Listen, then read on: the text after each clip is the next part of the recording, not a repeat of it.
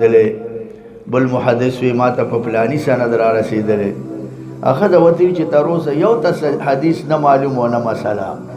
او چې فقيه راغی او مسله بیان کړو تاسو ته اوس معلومات وشو فقاهت په دین کې ټولي پیایم باندې راغلي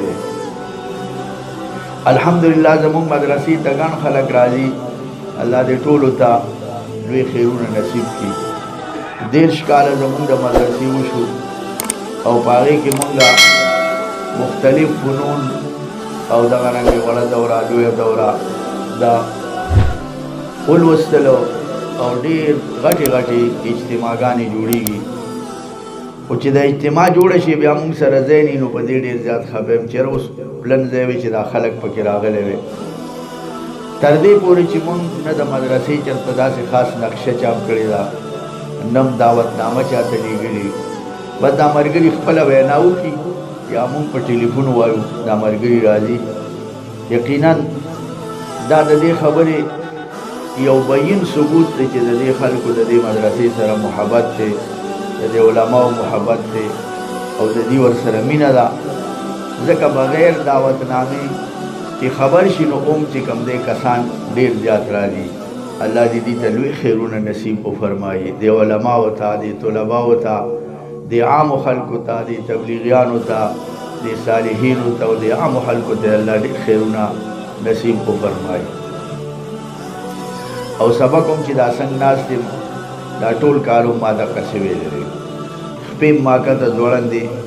برداشت نه دی کړی خو بیا هم چې زمونږ څنګه د صحت هغه ترتیب و نو هغه ترتیب سره خو الحمدلله 2 دورې الله اختتام ته ورسولې او ورپسې 27 باندې بیا د اصولو دوره ده او چونکې د امتحان د وفاق مدارس رستو شو نو کېدای شي چې د تفسیر دوره پاتې شي ځکه چې رمضان کې به 10-12 ورځې د اصولو دوره مینا خوا 10 ورځې پاتې کېږي یا 13 هغې کې بیا تفسیر به مشکل شي وشي خو الله دې دا که یو پاتې شو خو چې دا 3 دورې الله اختتام ته ورسي او اسرار مولوي صاحب وفرمایلي چې 10 کرته هدایت دی ولولا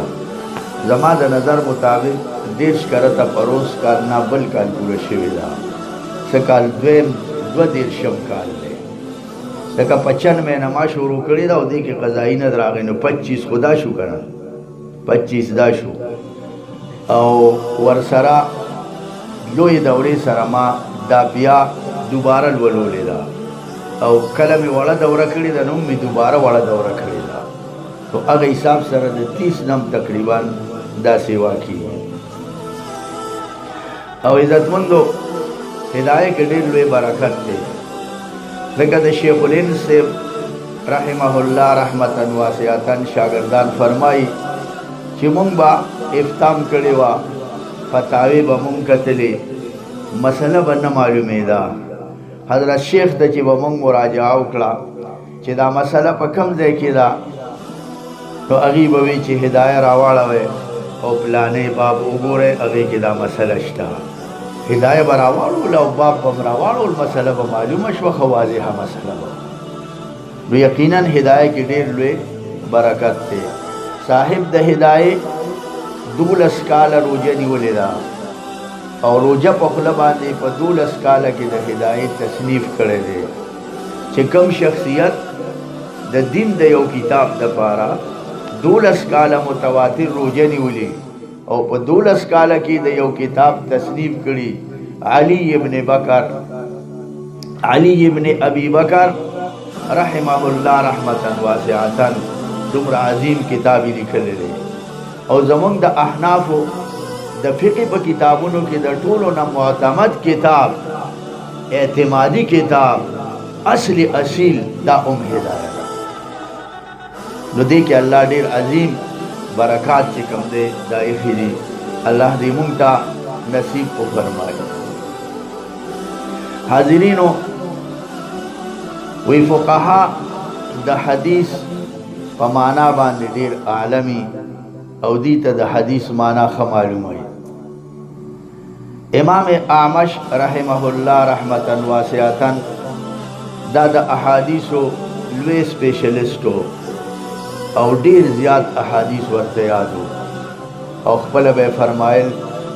چې ما سره د احادیثو د حضور بوجه ډکی او چې کله د امام ابو حنیفه رحمه الله د استنباطاتو نه خبر شو چې د احادیثو نه د په کم طرز استنباط کوي نو بالکل حیران پاتې شو او فرمایي چې انتم الاطباء تاسو د احادیثو ډاکټران یې سپیشلیسټان یې طبیبان یې ونحن الصیادله او مونږ خو پنساریان یو مونږ هم ډکې کړي دي چې څوک راشي نو خرڅو یې کړي څوک راشي د حضور حدیث ووایه مونږ یې ورته بیان کوو په دې نه پوهېږو چې د حدیث نه کومه مسله مستنبطه ده کومه مسله به ترې وباسو حضرت امام ابو حنیفه نعمان بن ثابت رحمه الله رحمتا واسعتا چې د فقاهت او د اجتهاد د میدان لوی شاه سوار دی هغه په فقهي مسائلو کې د امام شعبی رحمه الله نه اخذ کړی دی امام شعبی چې نوم عامر دی هغه شخصیتو یو ځل یو ښځه راله جومات کې تپوس کوي چې یو زنانه وفات شي او د هغې نه وروستو زنانه چې کومې پاتې نو ټولې حایضې وي حایضه که در ورځې 15 ځله غسل وکړي نو دا نه پاکېږي چې څو انقطاع حیض نه راغلي نو دا زنانه لا به دا حیضې ښځې غسل ورکوي نو آیا د دې ښځې غسل به وشي او دې غسل ورکولی شي او که نه محدثین ډېر ناستو خو د جواب توفیق د هیچا ونه شو نو عامر شعبی راغی امام شعبی هغه ته دا مسله مخې ته کړه هغه ورته وایي چې آو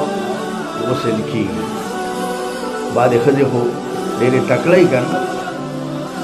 هغه ترکی شیخ صاحب وایي چې زه چا ګډوډ کړی نه یم خو یو ښځه و هغې نه مې جلالین کې امتحان اخیسته نو وایي چې ما به تپوس وکړو چې د قید فایده بیان کړم وایي بس زما خولې نه به دا خبره نه وه وتې وایي هغې به بیان کړم وی بیا راته هغې وی چې دا په 14 کې MA کې ټول پاکستان کې اول نمبر راغلی ده او بیا ورته الله توفیق د علم نصیب کړی دی او وی چې د استاد نه کم ټکې اورېدلې نو هغه ته بیا هېر شوی نو بعدې ښځې خو ډېرې تکړی نو دې ښځې وی چې دلیل سره نو امام شعبی رحمت الله علیه ورته فرمایي چې ام المؤمنین حضرت عائشہ رضی اللہ تعالی عنہ فرمائی كنت اغتسل رأس رسول اللہ صلی اللہ علیہ وسلم وانا حائض ما بد حضور سر انزو او ز حائض نو حائض چې بل سر انزو